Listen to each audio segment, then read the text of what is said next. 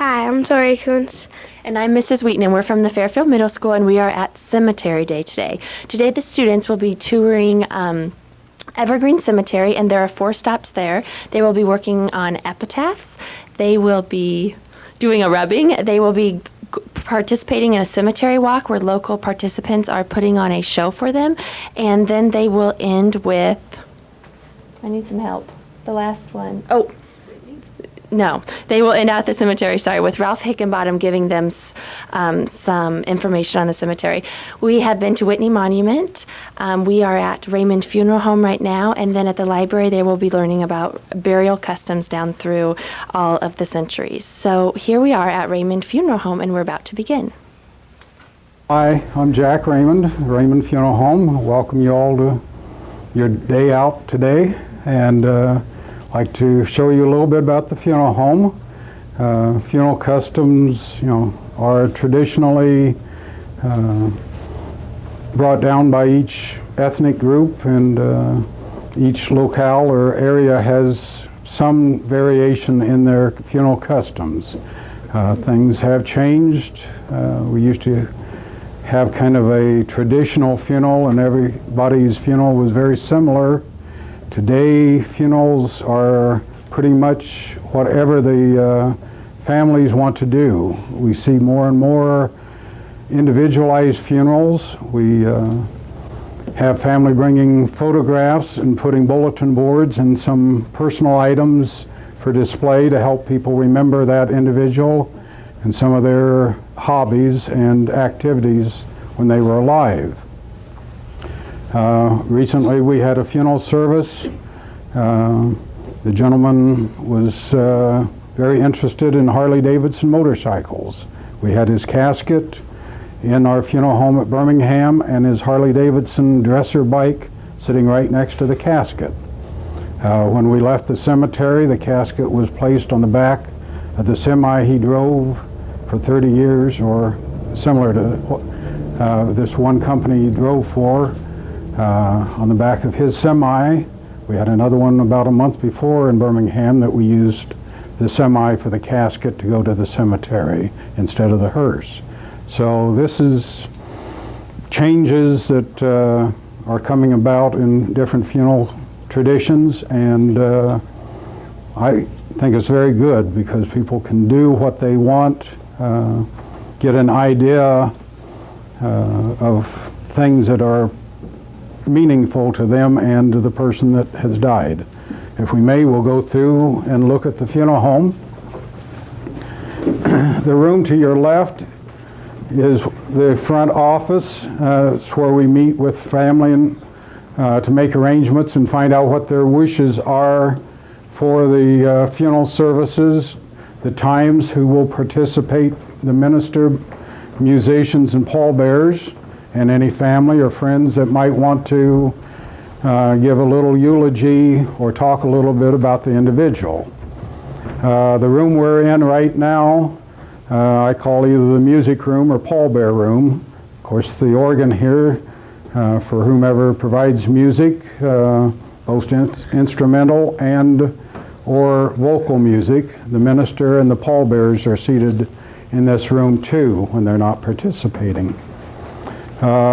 Again, whatever is right for the individual or their families as far as the type of music. We have Billy Ray Cyrus's Achy Breaky Heart as on a CD played, and I think that after we had that song, anything goes for what people want for their own music. During the visitation, friends visit in there and in this room. During the funeral service, we set rows of chairs up and the family is seated in that room.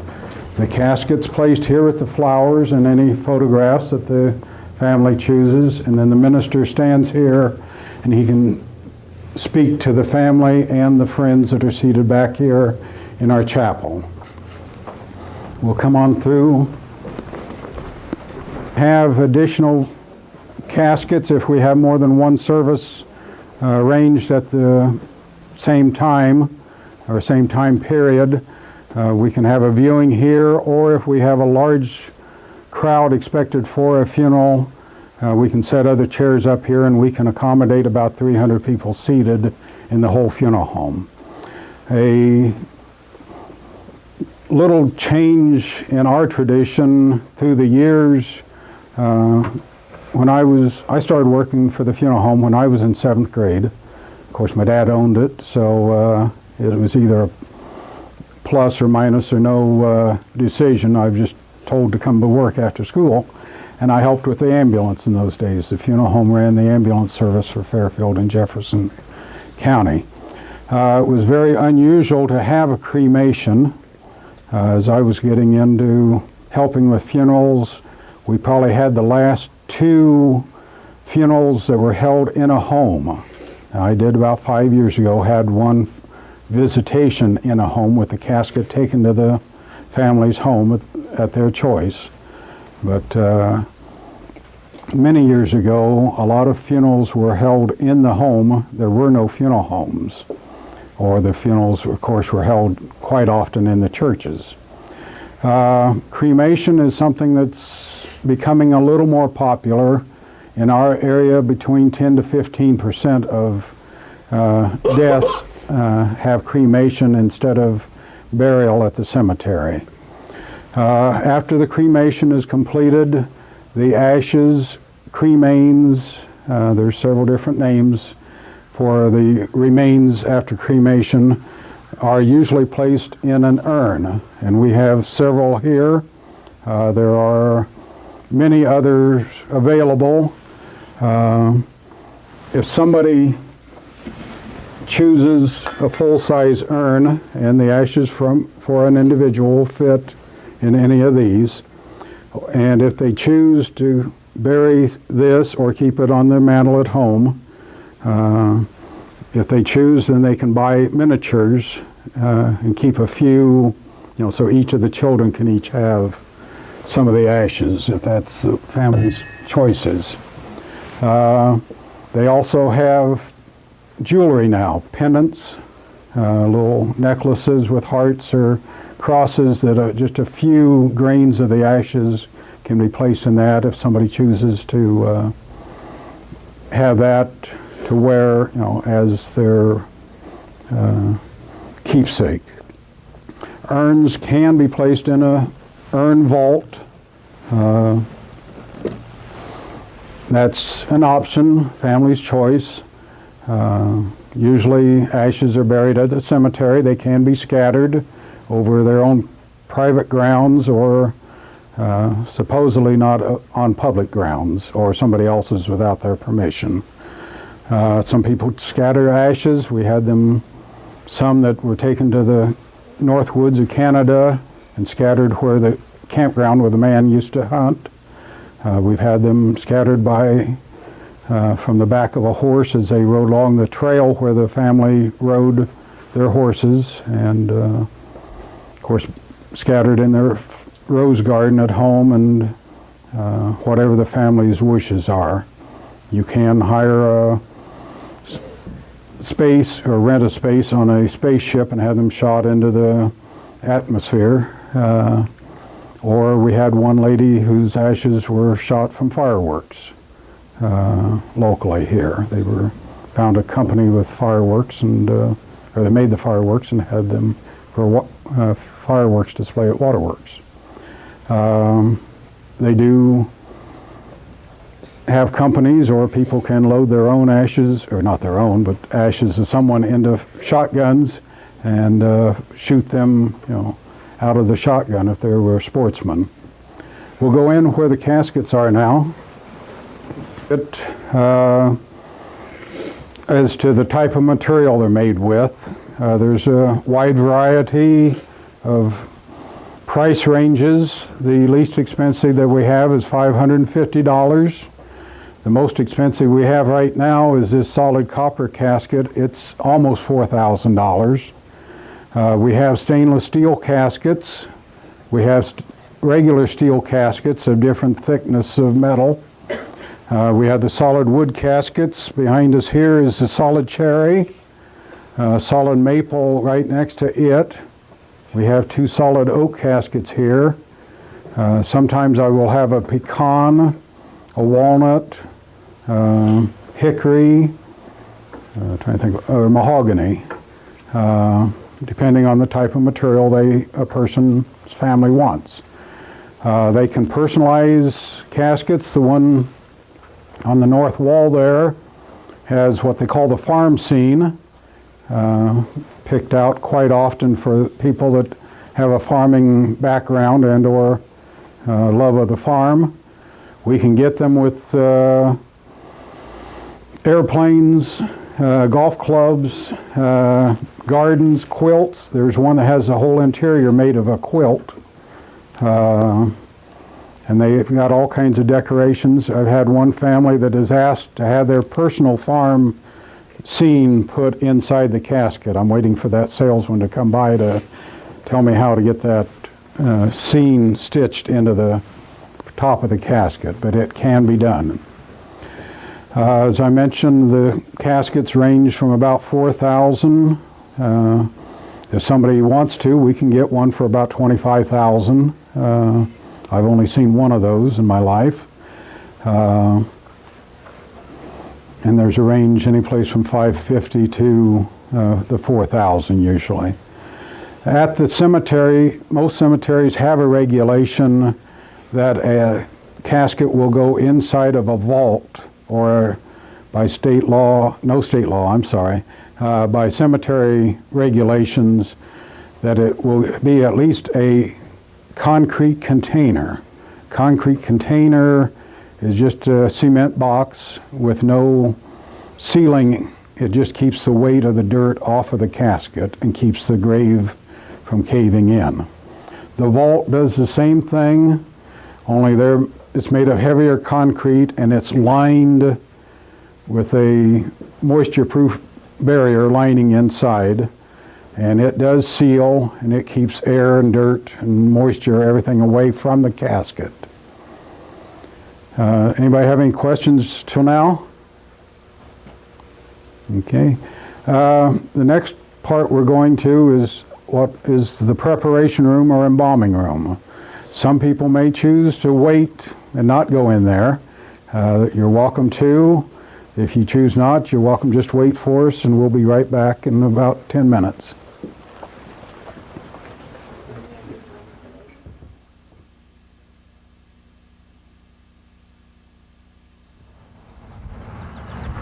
Hi, I'm Heather Wiggis, and we're here at Evergreen Cemetery today for our 7th grade Cemetery Day.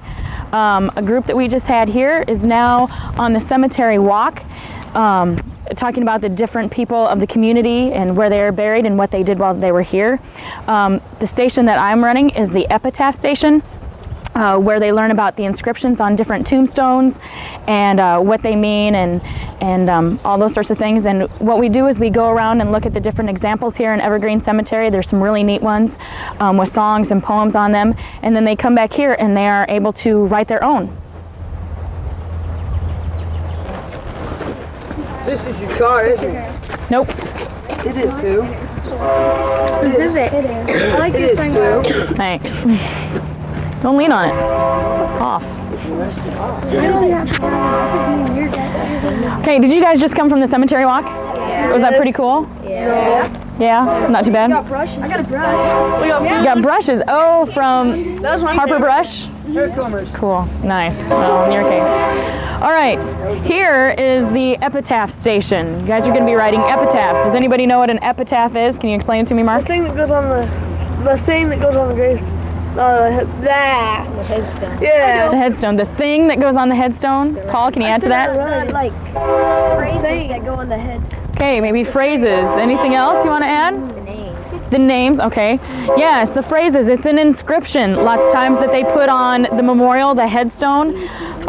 It can be in a lot of different types. It could be a poem, it could be a song, it could be scripture from the Bible, anything that might reflect the life of that person that has passed on. So what we're going to do, we're going to kind of take some time and I'm going to show you some examples of some different epitaphs that are on these stones, and then we're going to come back here and you guys are going to write your own epitaph. Okay, so be thinking maybe of what you would want to have on there as we go through these. Okay, so follow me.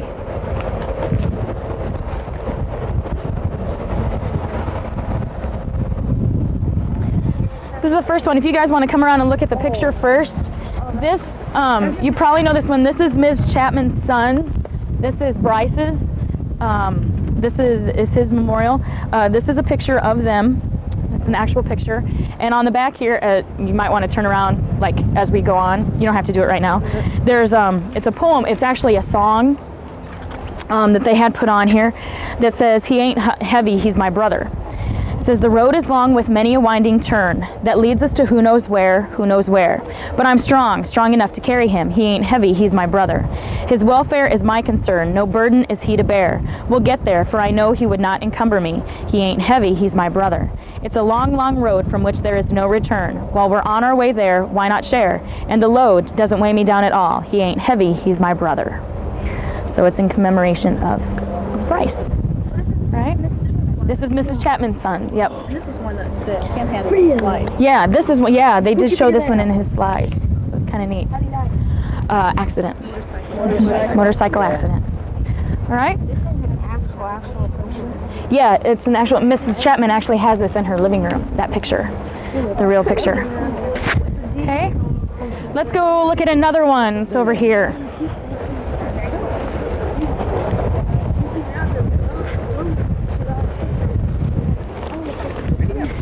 Here's one. These are from. This is from a couple. They actually have not died yet. This is just their stone that they have. It's all ready to go. But like I said before, some of these have are very faith-based, are part of their religious beliefs and things. And so this one says, "Our lives have not been easy. We are hurt and tired through and through. Open your pearly gates, dear Jesus. We are coming home to be with you. Praise God." And so this is another one that is a good example of an epitaph. Yes. Some people used to prefer to be buried above ground, and there was one right here, a granite building called the Mausoleum. The mausoleum, yeah. And it got so that nobody knew who was in there, and it was Really? crumbling down. And that custom's kind of gone out. Now everybody's buried below ground. Yeah, yep, that was out here. Okay, we're gonna go look at one more, but it's kind of down there a ways in the corner. Oh, I don't know. One of a young man. He wasn't very old either. This is also one that Kent Whitney showed in one of his slides last week of this kid. And on the back again is another poem, but this one has a little different tone than the other ones. This one is geared more toward those people that he left behind, as sort of a comfort that he's gone. And it says, "Don't grieve for me, for now I'm free. I'm following the path God laid for me. I took his hand when I heard him call. I turned my back and left it all. I could not stay another day to laugh, to love, to work or play. Tasks left undone must stay that way. I found that place at the close of the day. If my parting has left a void, then fill it with remembered joy. A friendship shared, a laugh, a kiss, and ah yes, these things I too will miss. Be not burdened with times of sorrow. I wish you the sunshine of tomorrow. My life's been full, I've savored much. Good friends, good times, a loved one's touch.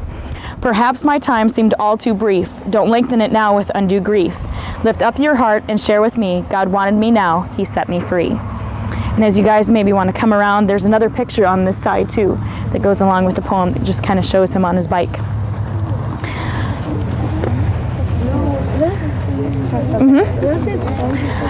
We're not real sure. I don't think he was married. That might be him and his sister when they were younger. He was in an accident. I think it was a motorcycle too. I think. It was in a motorcycle. All right. So this kind of gives you an idea of some of those things that people want to be remembered by, or the comfort that they want to give to other people. So why don't we go back up to where we started and maybe think about what you might want on your epitaph. So we've gone around and we looked at some different examples. You guys are going to have the chance now to write your own. And you can do this in a couple different ways. You can be serious. You can kind of think of it as, well, what do I want to be remembered for? Or what kind of person do I want people to remember me of being? Things like that. Or you can make it funny. Something that reflects your personality, Benny. I'm just kidding. Something like that. All right. So kind of take a little bit of time. I'm going to hand out some clipboards for you guys to write on, and I'll give you some paper. Yes. You do not have to read them if you don't want to. You don't have to. I would like you to, just because I like to hear what you guys have to say, because I think it'd be neat. Oh, thank you. Whoop. Thanks. Oh, yes. Teacher, I got it. Yes, I sir. had some quick things. You betcha. Around the chair. Oh, whoops. I Yes, like Mr. the Gobble. improvements that's being made in tombstones, because it's hard to keep track of generations as you get older. And you walk up to a tombstone now, and it tells the parents, and then tells their children's names, and it's a neat thing. There's one over here that may be carried a little far. He was killed on a motorcycle, and they've got a motorcycle on the tombstone. I don't know whether I go for that too much. Yeah, I think we did see that one. Yeah. Yep.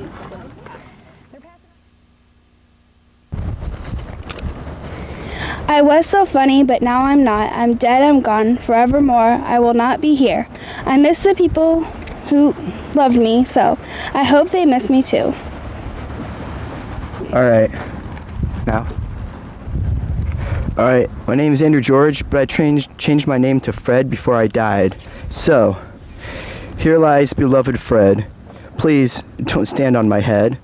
I lived to be 50, and I looked very nifty. I choked and croaked. My life was a joke. My turn. Paul Allen Milhouse, please do not forget me. I have left my love. I've seen the Lord, for he has let me in. Please do not forget me, my love. There. Go. My name is Kristen Gerlman. I am an individual people always said I couldn't do it. I wouldn't amount to anything. Jesus thought I could. Or why would he put me here? But now he wants me with him forever, and he will never say anything to me except I love you. Are you all getting tired of all this walking? You'll sleep good tonight. Okay, today I'm going to tell you about Lorenzo Russell Heston, better known as Lon Heston, and he was born in 1893. He was very active in community as well as Fairfield, you know, in his business. Lon Heston was my father, and this is him at the far right, and his partner was Abner Anderson. And as young men, they started working at Loudon Machinery. My father was a draftsman, and his partner was a pattern maker. So they combined their skills and decided they wanted to do some projects other than their jobs that they were doing there at Loudon's. So they started in the basement of our home on West Washington Street. And the project was a iron scraper of some sort, and they needed a bandsaw in order to cut it out to make the thing start. They didn't have such a thing, so with what was gas pipes and washing machine parts, they made a bandsaw. And it worked so well that a local contractor bought it as soon as they had made it. So they thought, well, they'd improve on it, make it a little nicer. And so they soon had so many people wanting them that they started hiring employees, and they got 3 more employees, and they all worked in our basement. And it was getting a little crowded. So the next step for them, they built a building at the end of 6th Street there in Depot, which is now Whitney Monument Works. And that's where their second shop was. And there they hired quite a few more employees and really got into different woodworking machinery more. Different kinds, lathes and all kinds of different styles. So there, that began to get crowded. And oh, what's interesting on this is that our son Kent, I married a Whitney, and where the Whitney Monument Works is today, both of his grandfathers were workers there. First his grandpa Heston and then his grandpa Whitney. History is fascinating if you think about it a little bit, all the things that happened during the ages. It's interesting. Anyway, they soon became too crowded there, so they moved over on Kirkwood and built a regular manufacturing plant. and hired a lot more men. At the same time as that he was enjoying working in the business, he started branching out in the community more. And he was the president of several organizations, Chamber of Commerce, Rotary, Fairfield Country Club, as well as being active in the Methodist Church and the Fairfield School Board. He enjoyed his family. I can remember he would bring sawhorses. Maybe we'd have 3 of them and a board spread out for family dinners, and we'd all get together at our house, and he loved doing things like that. As a boy, he had an inventive mind back when he was young. He rigged up a gadget. He was supposed to pick the beans in the garden, the green beans. So he came up with an automatic picker of some sort and made it do it faster and quicker. But this was the way his mind worked. So I tell all of you, hold fast on good ideas and come up with different things. That with the internet you have even more ways to branch out. So he was here local, but I think my word, if he was here today, it would be all over the country because their machines spread out very fast for a few years. But then he died at the age of 51. He had minor surgery, but now they give people stuff for blood clots, and a blood clot took him, and that happened to be on D-Day. So it was kind of an interesting life that he had. Now, are you familiar with woodworking machinery? Do any of your fathers have them in their... Okay, I figured they would. And you'll still see a Heston and Anderson bandsaw and different lathes and things around at sales here, but they're getting scarcer and scarcer. Any other questions? Thank you very, very much. Well, you're welcome. Really appreciate that. You're welcome. Enjoyed it. Can you hear me? By way of introduction, I'm Lee Gobble, and I've lived here in Fairfield all my life. I went to Washington grade school, and I went to an older FHS that burned. Can you imagine what happens to a guy with a name like Gobble? Ever since I'm little, hi turkey, gobble, gobble, gobble. And I tell everybody I'm not George Goebel or Clark Gable, I'm Lee Gobble. So I instead of fighting them and telling them why now, I join them and I go in on that turkey stuff too. We're at the grave of my parents, but I've chosen to be my great-grandfather back in 1844. The stories back then will amaze you more than this generation. He settled 12 miles northwest of here that became Abington. It's near Packwood and Pekin School. Grandpappy, as his family called him, was born in 1818 and came here 191 years ago. That's 20 years before Lincoln was our president. As we relive these stories, I want you to keep in mind there were no TVs, no radio, no cars, no telephones, no computers, no air conditioning, no indoor toilets. There was running water out in the creek, not in the house. But just think, what's not yet invented or we've never heard of, we can't miss. So I'm glad to join in on this project, but none of the teachers told me there'd be homework. And you know what I've been doing the last 2 nights? No TV, I've been doing family homework. All right, here we go. I'm Thomas Wilson Gobble, age 26, married with 1 child. I live in Abington, Virginia. It's 1843 and the United States government is opening up the Middle West and urging people to move to west and to settle this new territory. As an incentive to move on this unsettled land, mostly timber, they're offering it for $1.25 an acre. That'd be like about $1,000 today. You could buy up to 180 acres. I'd planned on moving to Missouri, but my father-in-law was just back from Iowa telling what a promising land it was. I learned Missouri was a slave state, but Iowa wasn't, so I headed for Iowa. I have been a blacksmith and a carpenter, so I made a wagon mostly by myself for the trip. We left Virginia in August of 1844, and after a 34-day trip crossing mountains, ferrying across several rivers in 6 or 7 states, we arrived in October 1844 to start a new life on new land in a new environment. We traveled only once on Sunday. I was a very religious man. Looking over the surrounding countryside, I chose the 180 acres that suited me best. I cleared the land, built our log cabin, a dirt floor at first, and soon we had a well. The deed for the farm was signed by the 11th President Polk, not on paper but on parchment. Often there were large prairie fires that had been set by lightning. We had wooden fences, later on wire.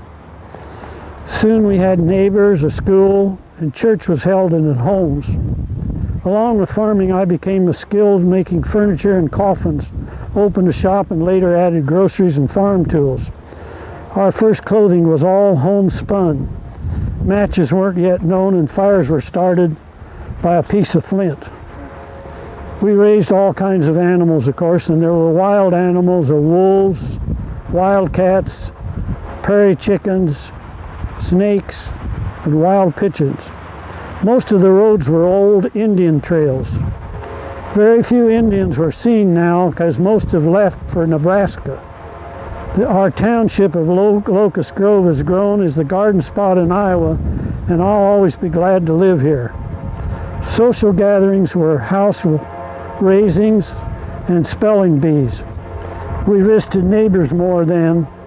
Communication was either on horseback or wagon or ox team. By 1855, we had 250 people, 6 stores, a post office, a saloon, shoemaker, doctor, schoolhouse, and 3 churches. Abington never got a railroad, and that a railroad either made or broke a town. So this budding town has started to dwindle. I had 2 wives. The first one died and had 12 children. 6 sons are being raised on the farm. I've trained all to be merchants and have been successful in business. One of the wives, Mary Margaret Flint Gobble, advised her family in 1895 that next year we're moving to town, Fairfield. She wanted her sons to get a better education. I thought this was a lot of vision for a woman back then. Son Bruce was to graduate from the 8th grade, and Fairfield had a high school, a college, and a Carnegie library, so she wanted her family to be able to attend church and Sunday school every Sunday and wanted to be able to take an active part in church activities.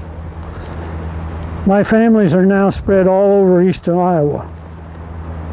One son owns a clothing store in Fairfield and is a vice president in the bank. My families are duty-bound to come back to the farm for a family reunion every October 9th, the day I arrived in Abington, Iowa from Abington, Virginia. I lived to be 95, and I'm proud and prospered, and I'm content. The farm was purchased from my estate by a son, Thomas Gobble, in Clinton, Iowa, and remained in the family for over 100 years. So there's the result of my homework for 2 nights. What did I forget, or what didn't I explain clearly? I want to compliment you on your behavior and all.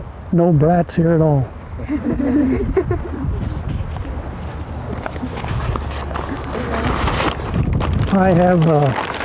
I'm running short on treats. So this will have to be girls only. All right. I don't give kisses to boys. Did you pass these? There's a few more in here. Thanks.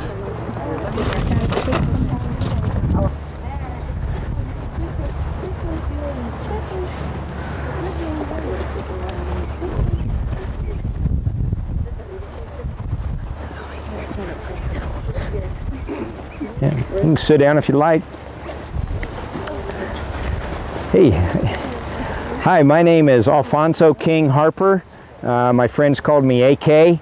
I was born on May 4th in 1878 in Ohio. I'm buried here along with my father John, who was also born on May 4th. One of the things we did as a family when I was growing up is to celebrate birthdays. He would give me 50 cents in the morning, and in the afternoon I'd turn around and give him 50 cents back. So that's the way we exchanged our gifts. When I was about 10 years old, I wanted to earn some money to spend, and so I saw some sewing needles in a mail order catalog out of Chicago, and I bought a bunch of sewing needles, and I went around and sold them door to door to make money. Back in the 1800s, most people made their own clothes. They didn't buy them at a clothing store. So that was my first experience as a businessman.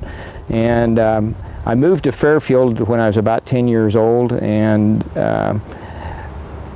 did some things like ride horseback, and there weren't organized sports, but I did do boxing. When I got into high school, I graduated from Fairfield High in 1896, about 106 years ago. But when I was in high school, I developed a product that I thought would make my mom's job easier cleaning her house. And this was an item that washed the windows and scrubbed the floors and stretched carpet and got cobwebs out of the corners of the ceiling. So I then went on to college at Parsons College, which was located here in Fairfield, and I went there for 4 years. And while I was in school, I started designing and making brushes, and this is the way we made them back in the 1900s and the 1800s.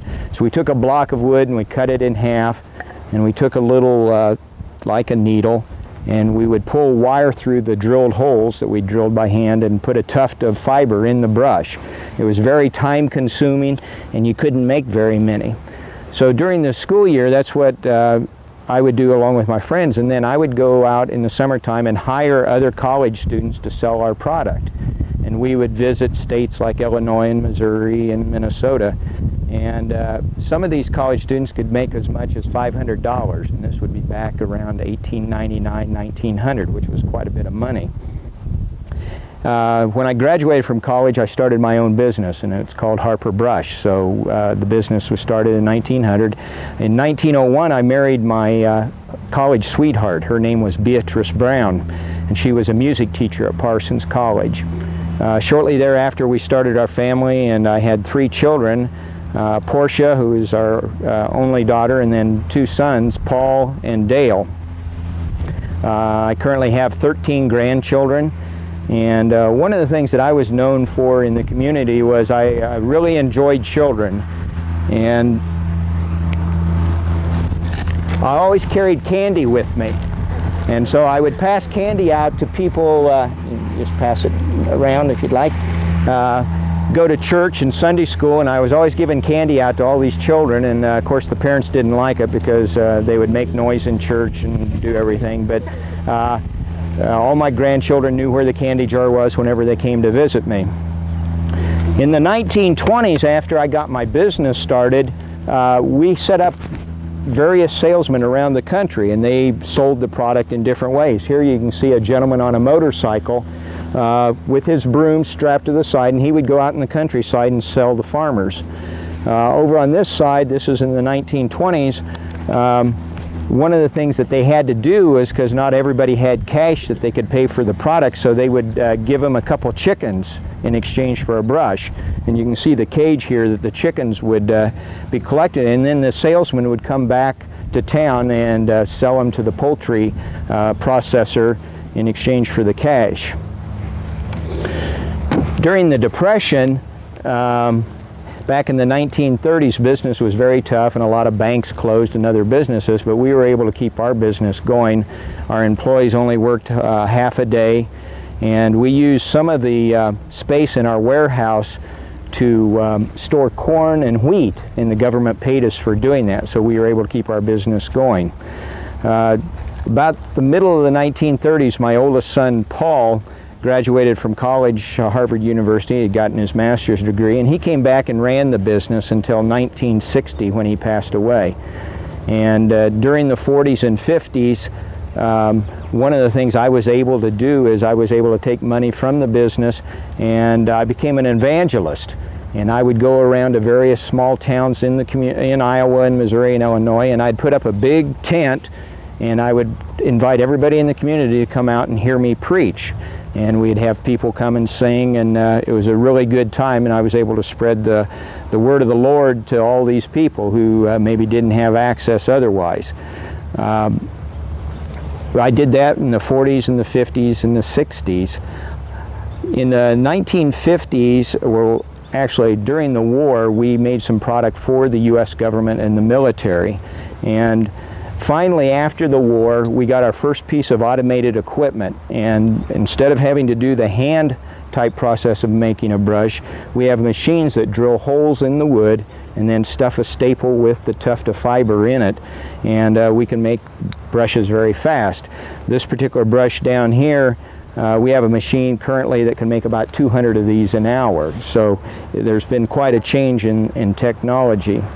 Our company sells over 1,000 different products, and we sell products all around the United States. We have about 160 sales distributors like this out on the road.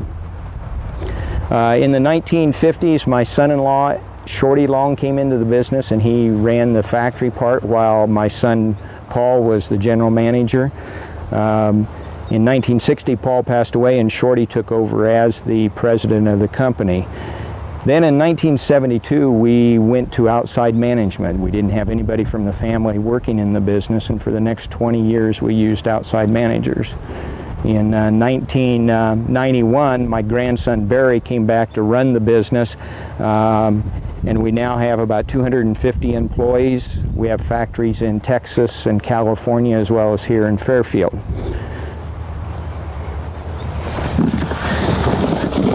I have a sample brush here if you'd like to take one and pass them around.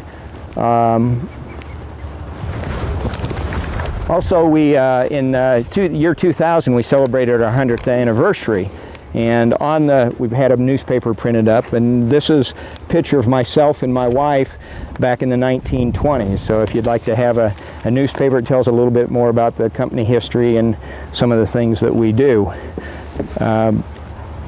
We currently have 33 family members that are owners of the business, and they are of ages 28 to 88, so we have a very wide ownership base. Are there any questions that you'd like to ask me about how life was? One of the things I did in the 40s and 50s, I guess, that I forgot to tell you is I bought a bunch of farms. I owned between 8 and 10 farms at any one time. But a farm back in the 50s was anywhere from 60 acres to 150 acres. They were pretty small farms. And I hired a manager who would run those farms, and we would share the revenue off of that with the person that was the farmer. Warren, you got a question? I do. Was the business is 102 years old now, and for all but 20 of those years, it's been run by family members. During that 20 years when it wasn't, was there a change in philosophy? Was it not as good a place to work when there wasn't a Harper or a relative of Harper running it? Or was it a good I think we had really good managers, and they were very quality oriented, so they continued to produce a product that was of high quality. I don't think they quite had the same enthusiasm for selling the product as the family members did. Again, myself as an evangelist, I was very dynamic in personality, and I was not afraid to get up and speak, and I loved going out and selling and getting up on my soapbox. So you have to have sales in order to have a company, and without sales, nothing happens. So, any other questions? I thank you for stopping by.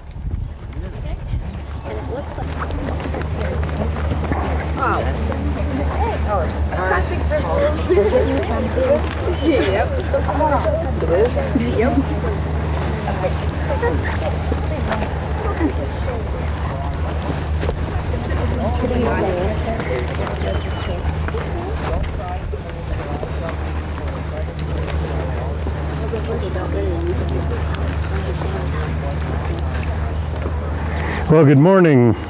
It's almost getting almost afternoon, isn't it? Lunch is on the way. But I am William Loudon, and I'm the founder of the Loudon Machinery Company, which we began in 1868 and has been in continuous existence right down to the present day. It is now known as the Loudon Division of ACCO Incorporated over there on 6th Street.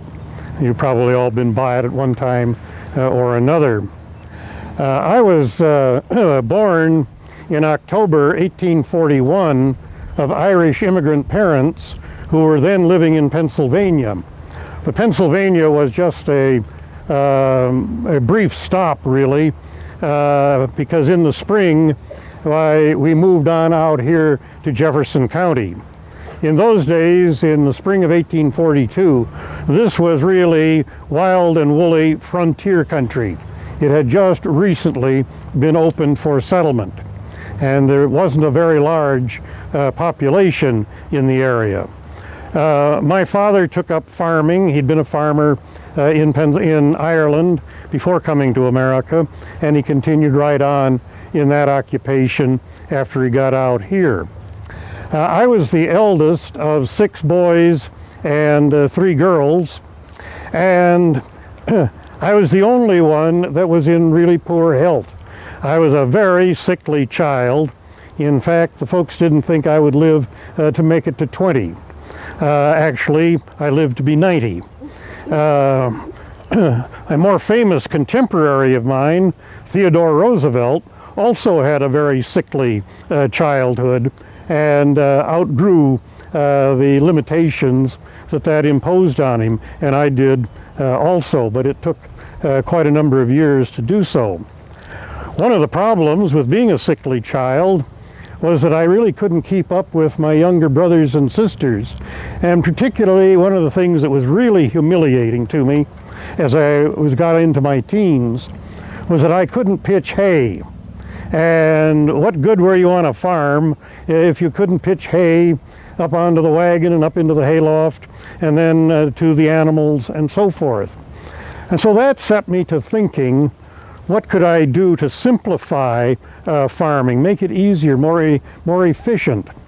And that led me to invent in 1867 what I called a universal hay thrower. A lot of people just preferred to call it a mechanical pitchfork, but it was a device sort of like big super tongs that you could plunge into a load of hay on a wagon, and then the horse, tied to a line fastened to the fork, then pulled it up with a pulley, pulled it up into the hayloft, and there it could be dumped wherever an individual up in the hayloft wanted to put it. This was my first patent. It was my first big invention. It's what started the Loudon Machinery Company, which I organized the following year in 1868 to manufacture this hay thrower. Farmers liked it. For one thing, it cut down a lot on labor, but also they could build barns taller on the same foundation, because in the old days the height of a barn was limited to how far up a man could throw hay himself. And now with a mechanical hay fork, almost the sky was the limit, really. Also in 1868, I married a neighbor girl, Mary Jane Pattison, and we had a very long life together, and we have some of our daughters are buried there, and some other members of the family are buried on the other side as well.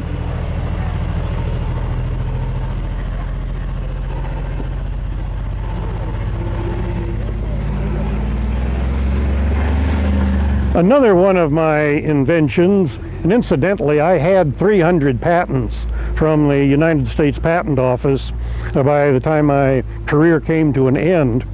But another very important patent that I'll mention to you, because it was one that sold widely. You could see them all over the country at one time. Now most of the barns are gone. but this was my ventilating system, and the thing that identified it was a sheet metal, small sheet metal cupola that put on the ridge pole of the barn. And depending on the size barn, there might be 1, 2, 3, 4 of them. And this helped to draw fresh air into the barn and to expel it out to the roof, and thus kept changing the air. And farmers found that their livestock were much healthier being in a barn where the air was constantly changing than otherwise would be the case. And one of the things that involves that ventilating system that I always like to tell about is that you can see one of them right here in town. It's on the roof of the Methodist Church at the corner of Briggs and Court Street. I doubt with their air conditioning system that they use it any longer, but it is there. And the reason it's there is an outgrowth of one of the activities of my machinery company. We employed as many as 6 architects at a time for years to design barns. And we sold the plans for barns to farmers. And we would even design, custom design a barn for a farmer. And where we made our money was selling the equipment that went into the barn. Well, one of those architects that worked for the company in the early, this is in the early 1920s now, belonged to the congregation of the Methodists. They wanted a new church. He offered his services as an architect to design it. And what would be more natural for an architect who is accustomed to my ventilating system than to put it in? And so it was put in and used by the church for a great many years. If you get up to the 3rd floor of the courthouse across the street, you can go into the conference room.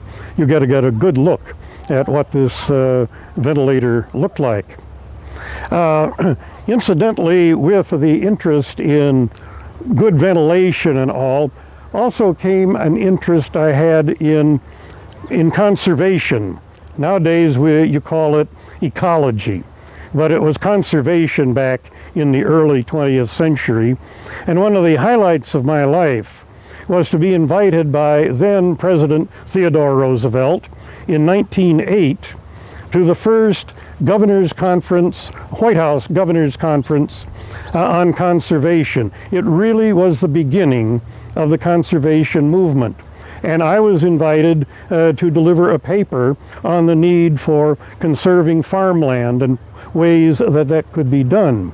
And of course this has been an ongoing affair ever since. People are still very concerned about this. But I was very proud of being invited to participate in this conference at the White House. And incidentally, President Theodore Roosevelt opened, it lasted for 3 days, and he always opened each session, a daily session, and would stay for at least the first paper before he had to go on about his other activities and work.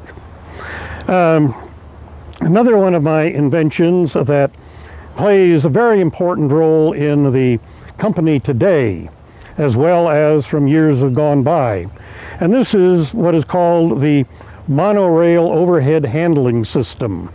It really started out to be simply a barn cleaner. It's a rail mounted on the rafters overhead, and suspended from it is a carrier on rollers. And the farmer could shovel the filth from the floor into the carrier, and then when it was full, just push it outside the barn rather than loading a wheelbarrow and having to trundle it out of the building. And I was demonstrating this equipment at a state fair in the East shortly before the outbreak of the First World War.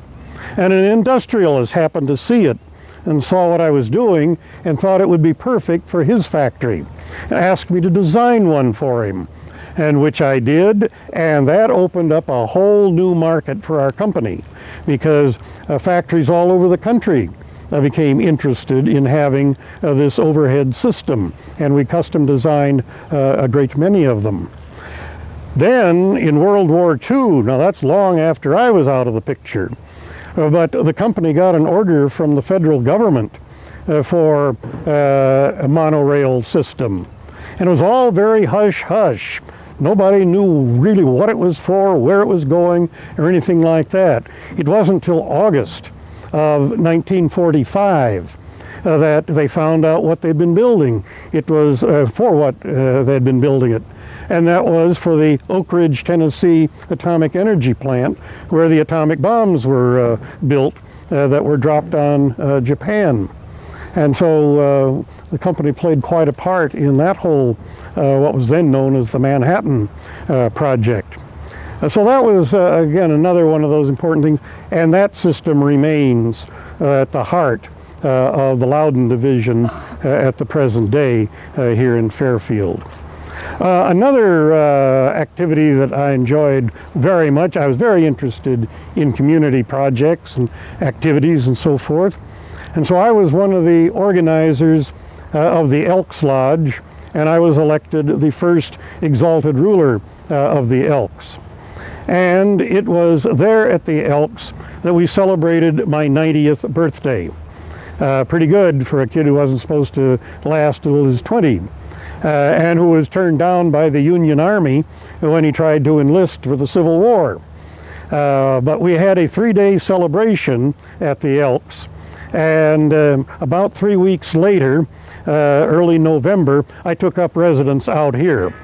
I don't know whether there's a connection between the party or not, but at any rate, I made it to 90. I had a wonderful party celebrating it, and then I've been out here ever since.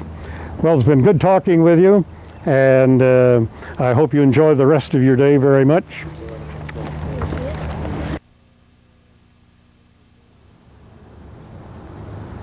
I'm Julie Murphy, and I'm the art teacher at the middle school. We're out here at the cemetery today, and we're doing the rubbings.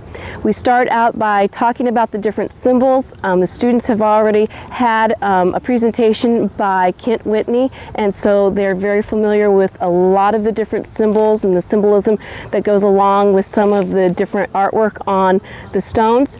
Then we talked about the different ways of the rules of the cemetery and what's appropriate behavior. And we start out with some of the blue paper that they actually use at Whitney Monuments, and they just find their initials to kind of get used to doing the rubbings. Then we get the larger paper, and they're planning out an entire stone, whether they have words or names, and they're looking around for different kinds of symbolism along with that. We're in kind of the older section right now, so there's a lot of interesting history along with that right here. And right now the students are out finding their examples and doing their rubbings. We're using regular crayons for that.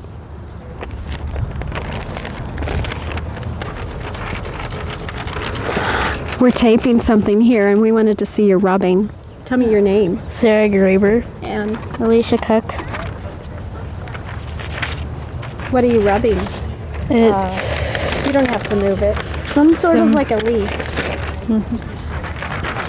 It's like a leaf.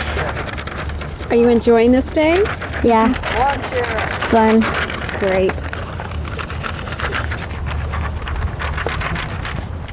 Very nice. I like the colors you used too.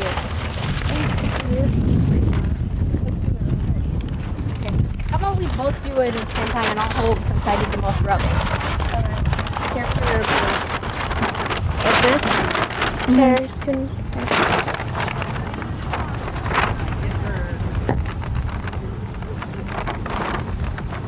The purple or pink? Pink. Okay. Okay, I can see it now.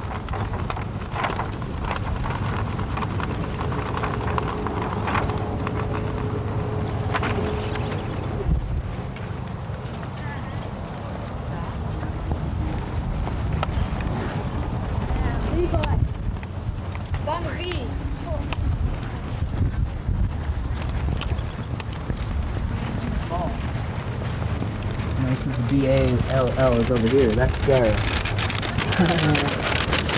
Hi. What's your name? Brandon. Brandon. Dimmitt. Brandon Dimmitt. And your name? Gene Pilcher. Okay. Are you having a good day today? Yeah. Out of school? Yeah. baseball. Have you learned a lot at the cemetery? Yeah, yeah, kind of, yeah.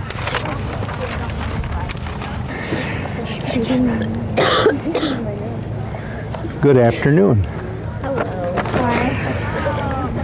I'm James Frederick Clark, a local doctor who was born 130 years ago here in Fairfield. My parents moved from Ohio. My father was also a doctor, and he opened a drugstore down on the square. So all the while I was growing up and your age, I worked in the drugstore as a clerk, and occasionally I would help dispense medicine. You have to realize that the medical practice in those days was a lot different than it is today. Those people, those doctors at that time, didn't even know why you got sick.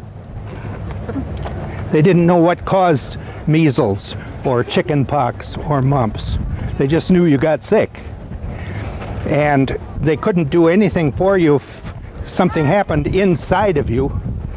So they would have to just let you try to get well, and if you didn't, you died.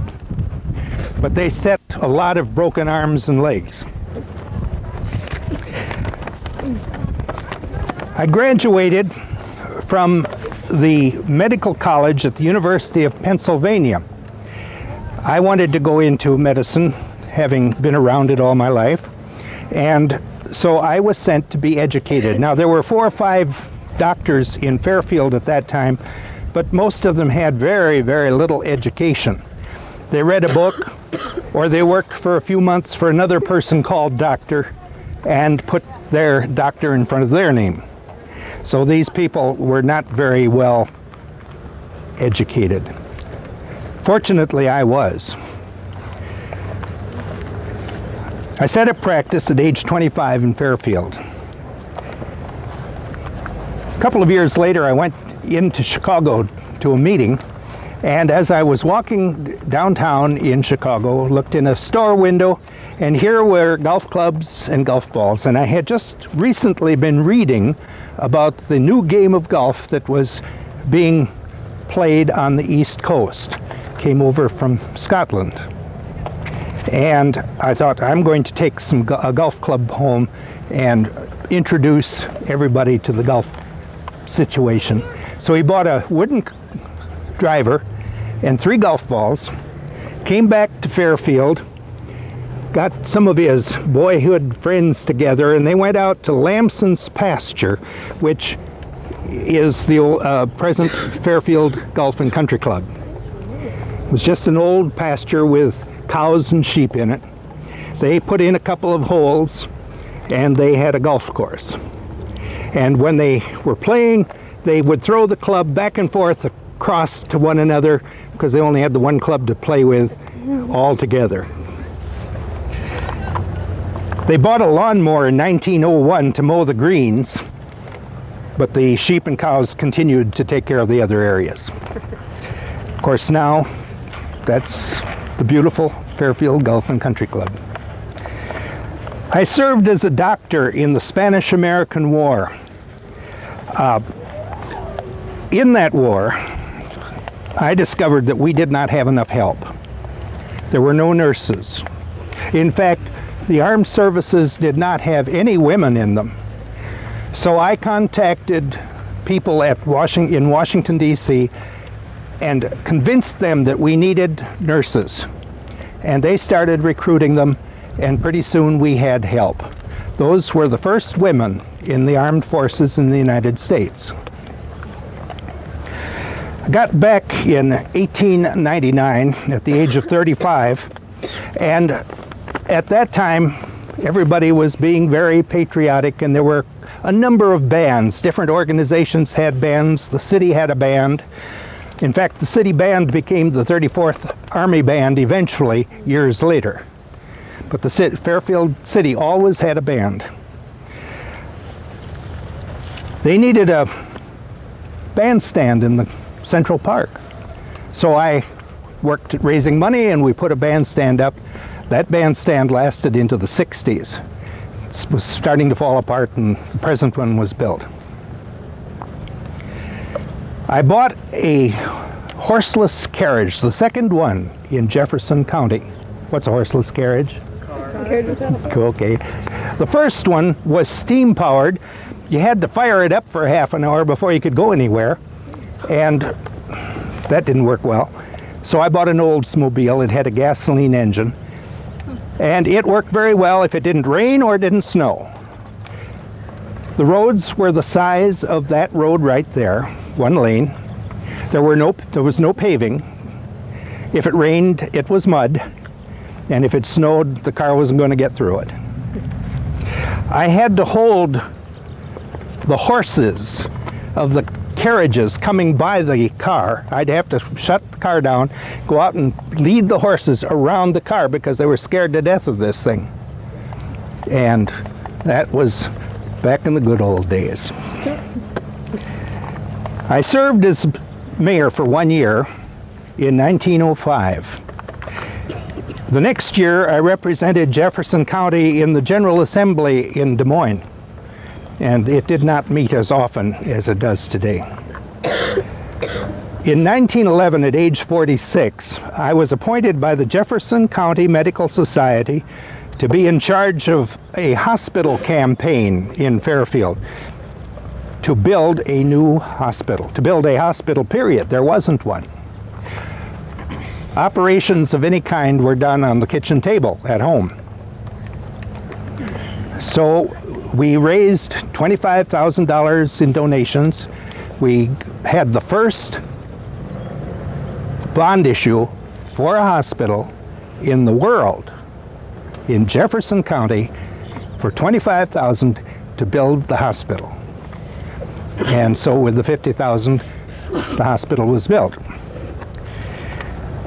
In 1913, I had a little disaster. My house burned down, and so it was necessary to build a new one. I went to Chicago and hired an architect who was very well known at that time. His name was Barry Bryn, not very well known today, but his teacher is. He got his instruction from Frank Lloyd Wright. The house is standing down on the corner of Madison and South Main. It's a red brick house, and it was built 85 years ago, and it still looks like it's very, very modern. So when you're down there on South Main, take a look at that. It has windows that are kind of half circle shaped. They are polished, beveled glass, and they sparkle in the light. It's a beautiful place. I lived for a number of years after this and died in 1942. I was well known all over the area. I was a very prominent person in Fairfield and very well liked. Any questions? Is that true about the whole Jefferson being the first hospital? No, it wasn't the first hospital. It was the first one that was purchased using a bond issue. Oh, okay. In the world? In the world. Mm-hmm. Are some of the buildings around town with the Clark name, this Clark? I don't know. Probably related. Yeah, very, very likely. He had no children, so I don't know what the connection is. I noticed that there are several Clarks here, but I don't know what the connection is. His sister is buried here, and she never married, so it's kind of a combination. What? Was he married? Oh yeah, he was married to Melinda. Okay, that's what I Mm-hmm. Yes. But they lived, well, how old was he when he died? He's 82. Nope. 1864 to 1942. He was an old dude. How old was he? Old. What? 78, you're right. You're right, 78. That's old. Do you guys know what was going on then in 1942? War was going on. Mm-hmm. Okay. Welcome. Welcome to our shop. I'm Kent Whitney, and we appreciate you being here. Are you enjoying the cemetery day? Yeah. Okay, good. Good. So you've been to the cemetery and the funeral home, and what else have you done? We haven't been to the funeral home yet. Oh, you haven't been to the funeral home? To the cemetery and to the library. Okay, great.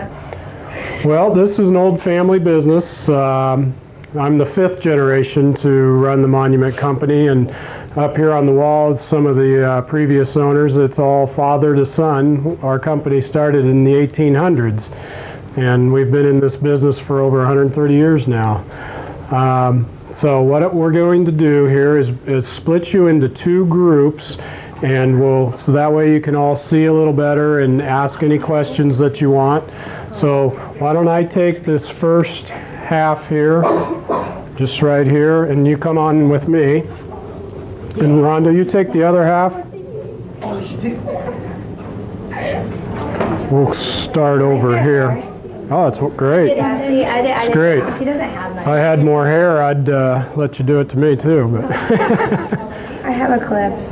Oh, no, that's all right. That's all right.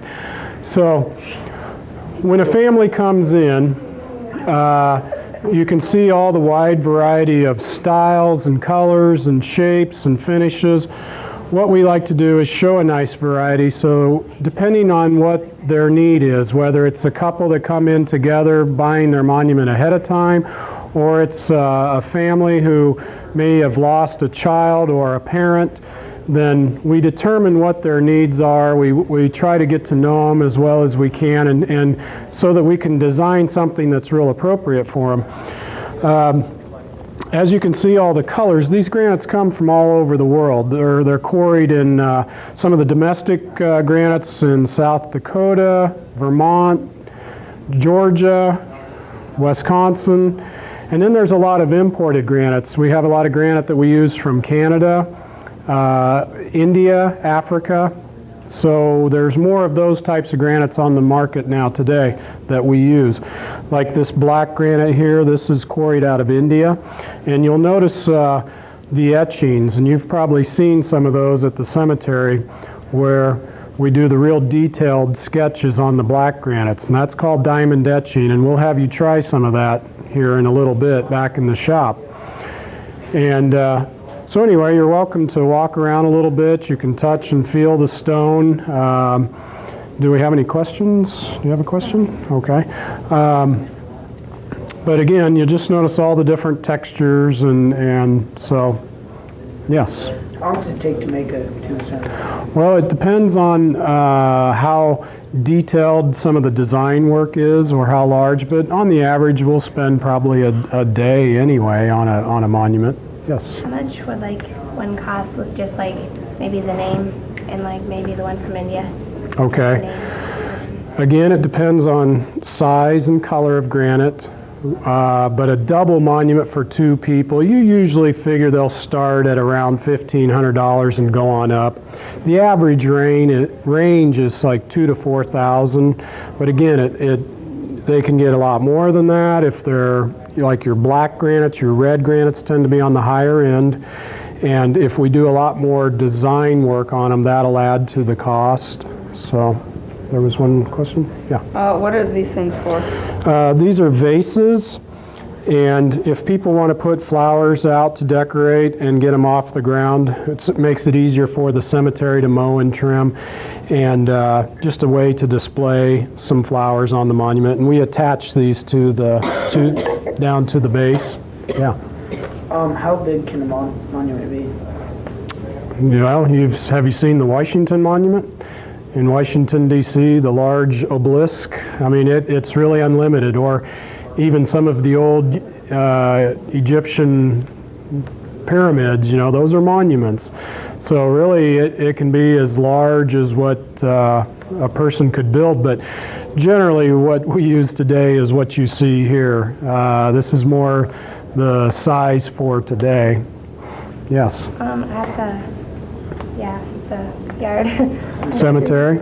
Yeah. Mm-hmm. Some of them I saw were falling over. Mm-hmm. How do you prevent that? Okay, that's a good question. Today what we do is put a concrete foundation That's you want to dig it to be real square, maybe flare out at the bottom, wider at the bottom. Minimum 3 foot deep. Generally under these two-piece monuments, we'll go 4 foot deep with ready-mix concrete. So it's a large foundation, and if that's done properly, they will stay straight and level. In the older parts, you'll see where they're leaning towards, and 9 times out of 10, they're leaning towards the grave. And that was because in the older days, they would just bury in a wood box. Well, in time, that of course decays and erodes, and all the ground tends to kind of draw that way, which then forces the monuments to lean that way. So today, they use concrete vaults, which helps prevent that, and the lots, the cemetery lots, are longer so that there's solid ground between the monument's foundation and where the grave will be. So that helps prevent that from happening. Yes? Can you get them attached to the concrete?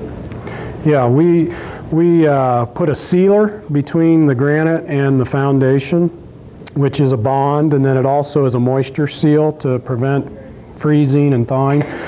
But primarily it's the weight that holds them in place. So, yeah. How much does one weigh? Well, something like this top piece here would weigh about 500 to 600 pounds.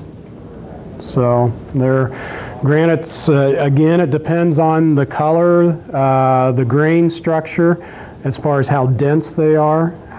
But granite generally weighs in the ballpark 180 pounds per cubic foot. So in your math class, maybe you can figure out what they weigh. So, are there any other questions? One of the other things that we do after families have selected a monument, then we do a layout on our computer. We have a CAD system, and we will design it or lay it out on the CAD. We've got literally hundreds and hundreds of designs that we've acquired or drawn up and scanned into our computer, so we can put anything from a dog to a fish to, you know, a cross or whatever. We do a lot of personalization now. You may have noticed out at the cemetery on some of the older ones, or on the slides that I showed you last week, the old epitaphs, where today we tend to do more pictorial designs where we show people's lives with the designs. And that's a theme that has been coming up a lot today. When you're out in the cemetery, oftentimes with all of this, we associate a cemetery with death, that somebody has died. But really, if you think about it, it's more a place to recognize people's lives. These monuments that we do, what we try to do is capture everybody's individuality, you know, that they have. Everybody's different. And so when we meet with a family, we try to find those things that make them unique, and then somehow get that engraved on the monument. So we're really memorializing that somebody lived, not that they died. So the cemetery can be a really beautiful place to go. There's a lot of history, there's a lot of art. So it's great that you're doing this. Here in a minute now, we'll go into the shop and we'll show you how we actually do some of the engraving and etching in the shop. Do you guys make the Fairfield? And I'll tell you a little bit about that. Okay. Now back in the shop, after we've done the layout on our computer, we will cut out a stencil. The computer operates what's called a plotter, and it has a knife in it, and it actually cuts out a rubber stencil that we apply right to the granite. And that's what this sheet of rubber is, and you can see there's some lettering that's been cut out on it. Okay? So this has an adhesive back, and so we'll stick it, we'll line it up and position it where we want, and we stick that to the granite. Then what we'll need to do is wherever we want to take the polish off, we'll cut this rubber stencil out and remove it, leaving like a border where we want to leave the polish. From there, what we'll do is take the piece over into one of these rooms over here, which is a sandblast room, and we'll frost that polish off. One thing I want to share with you before we go over there, this is a cake of rubber, and back like in the early 1900s, of course they didn't have this sophisticated of a material, but what they would do is melt this rubber in a big vat and get it to a liquid form, and then literally pour it or brush it onto the granite surface. And then from there they would, by hand, draw or do their layout and all the lettering and all that information, and then cut that out with a knife. So, you know, it's things have changed quite a bit. Our industry, just like a lot of industries with the technology, the use of computers and lasers and to engrave stone.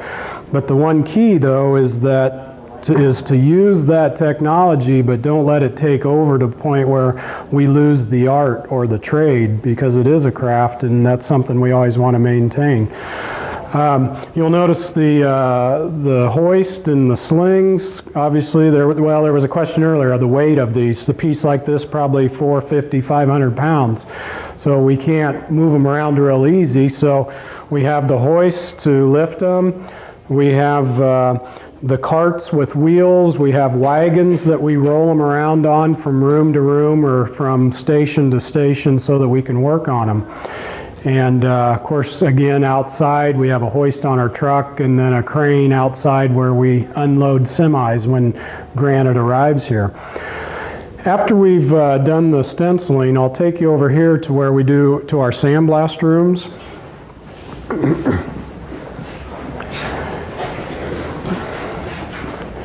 In this smaller room, this is where we'll take like the polish off. You'll notice on some of them where there's a square panel or some of the lettering is lighter in color. Well, we've sandblasted that off, or what we call frosting. We'll do that in this room. We actually come into the room and wear an air supplied hood and use a smaller little sandblasting generator. And then we'll also do the carvings like this. You know, you'll notice on some of them they have where we shape the leaves or the petals of flowers, and that's called shape carving. And it's a relief carving where we use compressed air and an abrasive and a smaller nozzle, and we'll actually just carve that granite.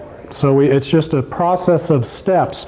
We'll peel away the stencil that we use, and we'll carve the first couple of petals, and then we'll peel the next one, and so you layer it. So it's just a series of steps, and you try to create a carving of a flower.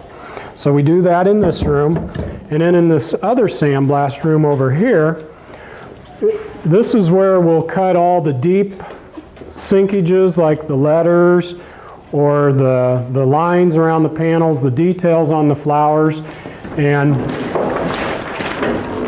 you can see we've got one set up in here that is partially blasted. We did the family name up above, and you can see how the abrasive that we use kind of roughs up that stencil. So we go as deep as what the rubber stencil will allow us to do. After a while it starts getting very rough and frayed, and then we lose the nice sharp edges that we want to have on the granite. So then down below you can see we haven't sandblasted that yet where the smaller lettering is. And so this nozzle travels back and forth. It's just a larger version of what we were talking about in the other room. It's blasting air at 100 pounds per square inch. We use aluminum oxide, and again the abrasive is bouncing off that rubber stencil, and then wherever we've peeled out for letters or lines or designs, the detail, and the granite is exposed, it cuts into the stone. So it's just after that step is completed, then we'll peel off the stencil that we use, and then you'll notice like on the floor is one that's ready to wash. We haven't finished it yet. Over here are some examples of some of the different ones that we've got that are ready to take to the cemetery. You'll notice the different carvings of roses. We've got etched angels. We've got cardinals. Here's a scene with a boat on a mountain lake. So again, showing the example of the personalization and how the detail. And then finally, you'll notice we have, here's a tile, and what we're having you do is we'd like for you to try your hand at some etching, some of the diamond etching. You've seen the angels and the portraits and all that, so we'd like to see if we have any artists in the group. So why don't you go ahead and start us out. You just turn it on right there, and go ahead and just sign your name for us as a souvenir. Well, you'll find a spot.